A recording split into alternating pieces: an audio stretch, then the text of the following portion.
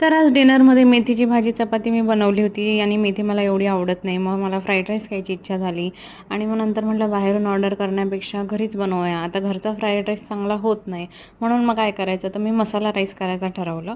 मग त्याच्यासाठी मी basmati rice boil करून घेतले आणि मध्ये कांदा वगैरे, टोमॅटो, परत शिमला मिरची वगैरे टाकून घेतली आणि थोडीशी ती गळू दिली. आता शिमला मिरची मी थोडीशी अजून बारीक करते, कारण माझ्या मिस्टरांना शिमला मिरची दाताखाली आलेली चालत नाही.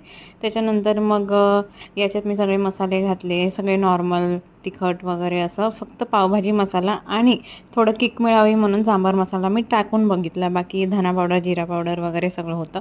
त्याच्यानंतर मग सुक्कं झालेलं सगळं, तर मी त्याच्यात थोडंसं पाणी टाकलं आणि मग त्याच्यानंतर त्याच्यात बॉइल्ड राईस टाकले आणि मग एकदम हलक्या हाताने मी त्याला एकत्र करून घेतलं सगळं.